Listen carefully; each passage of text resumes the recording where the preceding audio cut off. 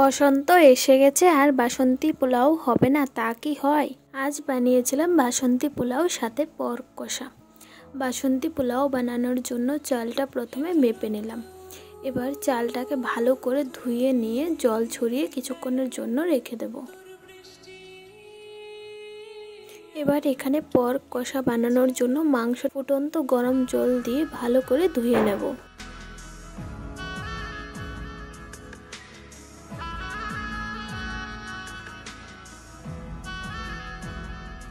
মাংসের জন্য এখানে নিয়ে নিয়েছি পেঁয়াজ কুচি, আলু, আদা, রসুন, ধনেপাতা কুচি। এবার মাংসেতে কিছু মশলা মাখিয়ে নেব। আদা রসুন বাটা, শুকনো লঙ্কা বাটা, পেঁয়াজ কুচি, আলু, নুন, হলুদ গুঁড়ো, জিরে গুঁড়ো, ধনে গুঁড়ো, সরিষার তেল দিয়ে মাখিয়ে মাংসটা কিছুক্ষণের জন্য রেখে দেব। এবার কড়াইয়ে পরিমাণ মতো তেল দিয়ে তেজপাতা, গোটা গরম মশলা দিয়ে দেব। এবার মাংসটা দিয়ে দেব।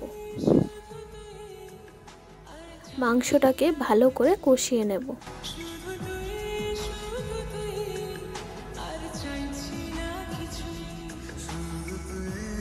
মাংস থেকে তেল ছেড়ে দিলে কষা হয়ে গেলে পরিমাণ মতো কিছুটা জল দিয়ে দেব।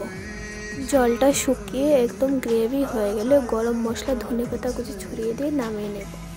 এবার জল ছড়ানো চালগুলোতে আদা রসুন বাটা, হলুদ, সামান্য নুন, ঘি দিয়ে মাখিয়ে রেখে দেব।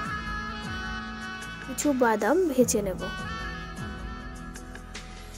এবার কড়াইয়ে আর কিছুটা তেল দিয়ে গোটা গরম মশলা, তেজপাতা দিয়ে চালটা ঝরঝরে করে ভেজে নেব।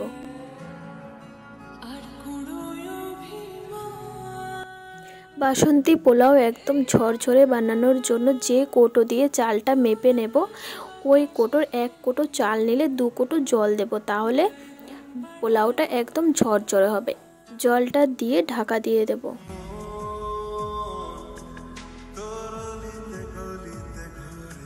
কিছুক্ষণ পর ঢাকা খুলে দেখে নেব জলটা শুকিয়ে একদম ঝরঝরে হয়ে গেছে। এবার নামিয়ে নেব। কড়াইয়ে সামান্য তেল দিয়ে কড়াইশুঁটি, কাঁচা লঙ্কা, বাদামগুলো ভেজে নেব।